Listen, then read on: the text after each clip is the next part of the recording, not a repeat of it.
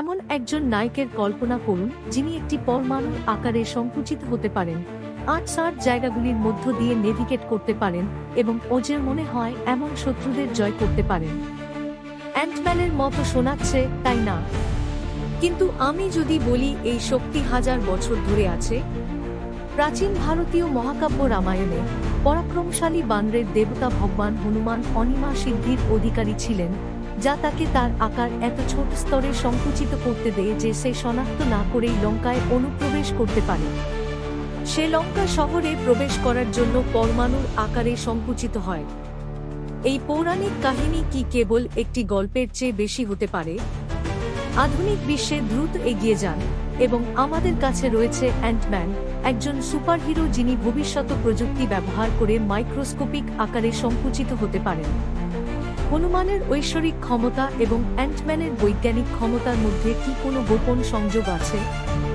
আজ বিজ্ঞানীরা ন্যানো প্রযুক্তির উন্নয়ন করছেন, যেখানে হনুমান এবং পিপটা মানুষের সংকুচিত ক্ষমতার মতোই ন্যানোবোটগুলি মানবদেহের ভিতরে ভ্রমণ করার জন্য যথেষ্ট ছোট। এটি কি প্রাচীন ধারণা দ্বারা অনুপ্রাণিত ওষুধের ভবিষ্যৎ হতে পারে? উভয় নায়ক মহান শক্তিকে পরাস্ত করতে তাদের ক্ষুদ্র আকার ব্যবহার করে।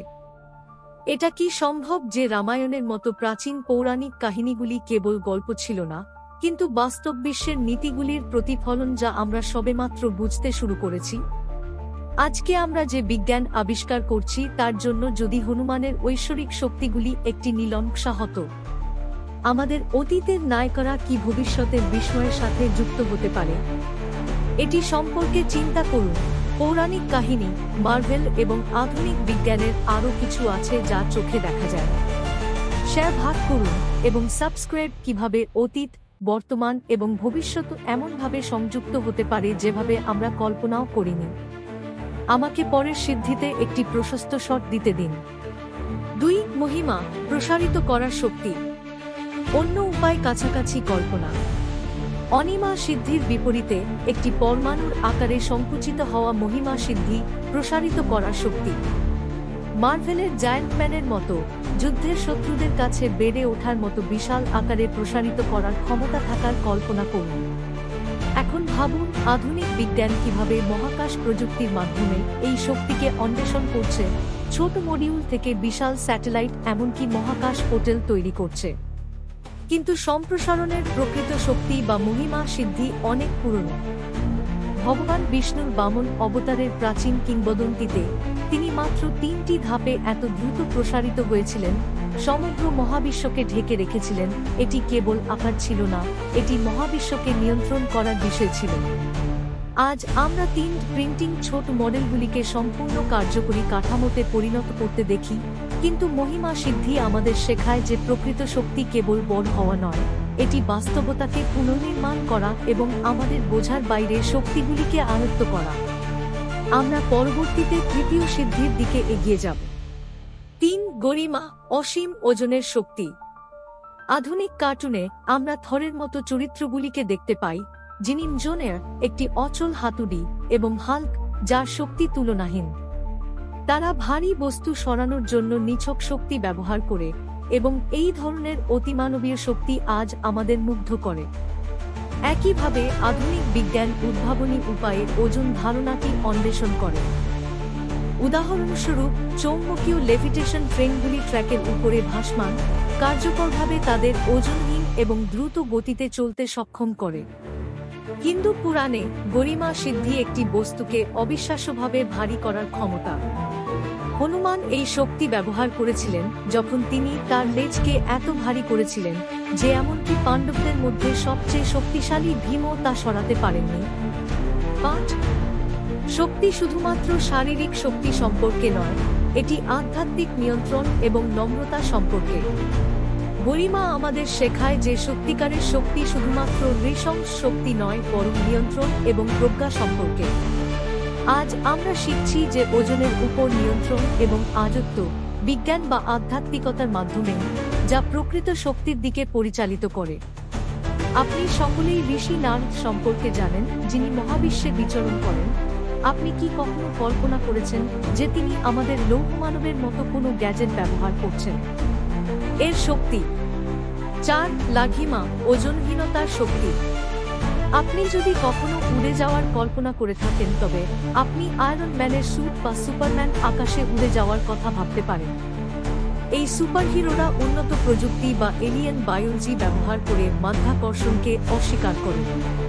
কিন্তু আপনি যদি নিজের শক্তিতে ট্যাপ করে ওজনহীনতা অর্জন করতে পারেন। আধুনিক বিজ্ঞানে আমরা অ্যান্টিগ্র্যাভিটি প্রযুক্তির অগ্রগতির সাথে এর কাছাকাছি চলেছি। বিজ্ঞানীরা কোয়ান্টাম লেভিটেশন এবং ইলেকট্রোম্যাগনেটিক ক্ষেত্রগুলিতে কাজ করছেন, যা একদিন বস্তুগুলিকে এমনকি মানুষকেও অনায়াসে ভাসতে দেয়, ঠিক একটি হোভারবোর্ডের মতো। হিন্দু পুরাণে লঘিমা সিদ্ধি তার অধিকারীকে মাধ্যাকর্ষণকে অস্বীকার করার ক্ষমতা দেয়। ঋষি নারদকে বলা হয়েছিল কোনো প্রযুক্তির সাহায্য ছাড়াই মহাবিশ্বে ঘুরে বেড়াতেন, আয়রনম্যানের চেয়ে দ্রুত এবং সুপারম্যানের চেয়েও চটতে। এই শক্তি একজনকে শারীরিক সীমাবদ্ধতা অতিক্রম করতে দেয়, একটি ধারণা যা আধুনিক বিজ্ঞানীদের স্বপ্নকে প্রতিফলিত করে। এটা আপনার কল্পনা পর্যন্ত, যেখানে আমাদের হিন্দু পুরাণ এবং আধুনিক বিজ্ঞান মিলিত হয়। আপনি কি কখনো কল্পনা করেছেন যে এই অষ্টম সিদ্ধিরা বিস্ময়কর কমিক থেকে অনুপ্রাণিত এবং আমরা যখন আমাদের সুপার হিরোদের শত্রুদের সাথে লড়াই করতে দেখি তখন আমরা হাততালি দিই? হাজার হাজার বছর আগে আমাদের হিন্দু পৌরাণিক কাহিনী এটিকে মোকাবেলা করেছে। আমরা সবাই হয়তো ডকে দেখে অবাক হয়েছি। অদ্ভুত যারা একটি তাৎক্ষণিক মাত্রা জুড়ে ভ্রমণের জন্য পোর্টাল খোলে এবং হ্যারি পটার এক জায়গা থেকে অন্য জায়গায় টেলিপোর্ট করার জন্য একটি বানান ব্যবহার করে। এই কাজটি হিন্দু পুরাণে অষ্টম সিদ্ধিগুলির মধ্যে একটি হিসাবে সিঙ্ক করা হয়েছে। 5. প্রক্তি, যে কোনো জায়গায় পৌঁছানোর শক্তি। হিন্দু পৌরাণিক কাহিনীতে প্রক্তি সিদ্ধি তাৎক্ষণিকভাবে যে কোনো জায়গায় পৌঁছানোর শক্তি। ঋষি বিশ্বামিত্র রাজা ত্রিশঙ্কুর জন্য একটি স্বর্গ তৈরি করতে প্রক্তি ব্যবহার করেছিলেন, দেখিয়েছিলেন যে এই শক্তি দিয়ে আপনি কেবল ভ্রমণ করবেন না, আপনি সমগ্র বিশ্ব বা গন্তব্য তৈরি করতে পারেন।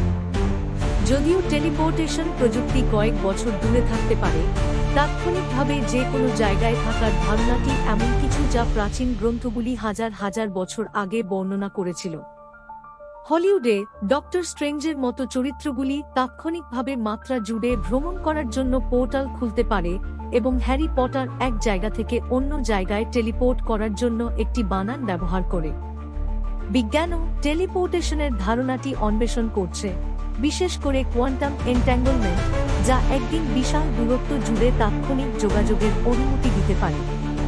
বিজ্ঞানীরা ইতিমধ্যে কোয়ান্টাম স্টেট টেলিপোর্ট করার উপায় নিয়ে কাজ করছেন, যদিও এটি এখনও প্রাথমিক পর্যায়ে রয়েছে।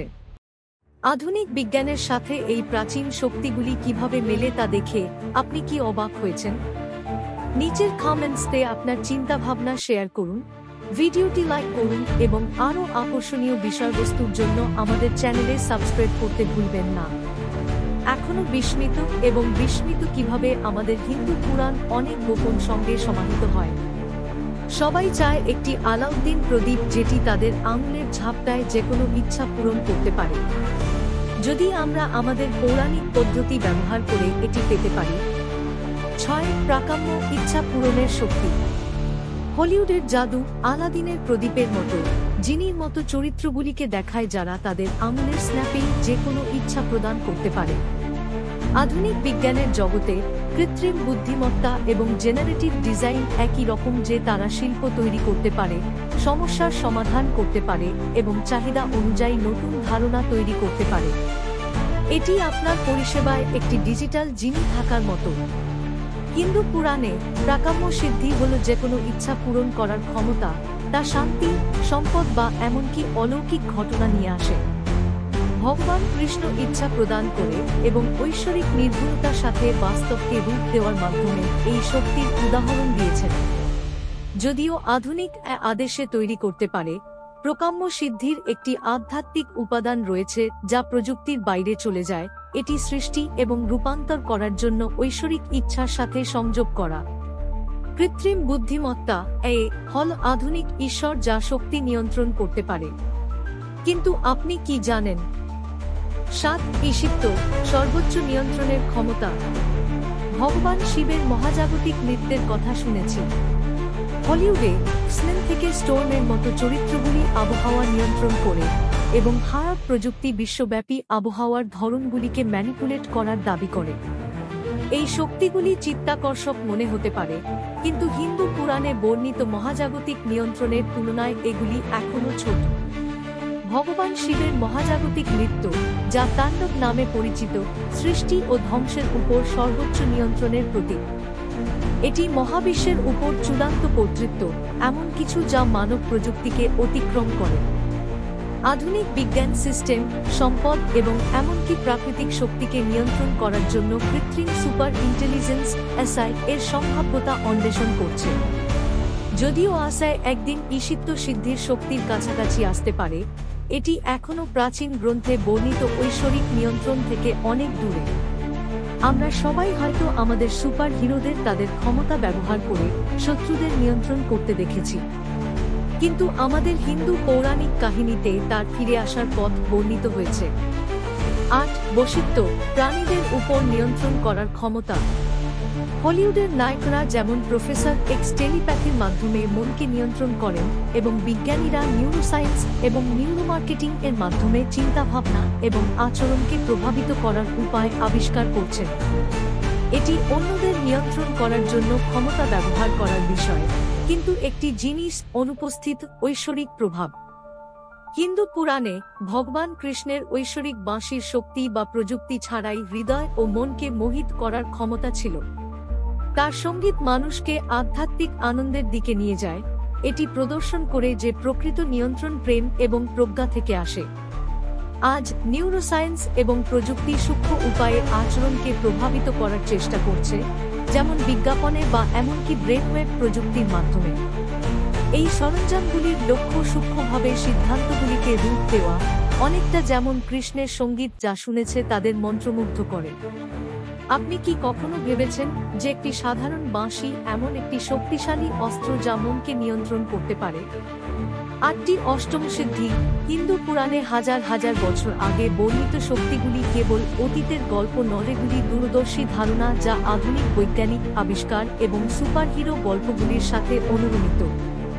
এটি মাইক্রোস্কোপিক আকারে সংকুচিত হোক, মহাবিশ্বকে আচ্ছাদন করার জন্য প্রসারিত হোক বা ওজনহীনতা অর্জন করা হোক না কেন, এই ক্ষমতাগুলি হলিউড দ্বারা পুনরায় কল্পনা করা হয়েছে এবং এখন বিজ্ঞানীরা অনুসন্ধান করছেন। আমরা যত বেশি শিখি, ততই আমরা বুঝতে পারি যে প্রাচীন জ্ঞান মহাবিশ্বকে বোঝার চাবিকাঠি ধরে রাখতে পারে, যেভাবে আমরা সবেমাত্র অন্বেষণ করতে শুরু করেছি।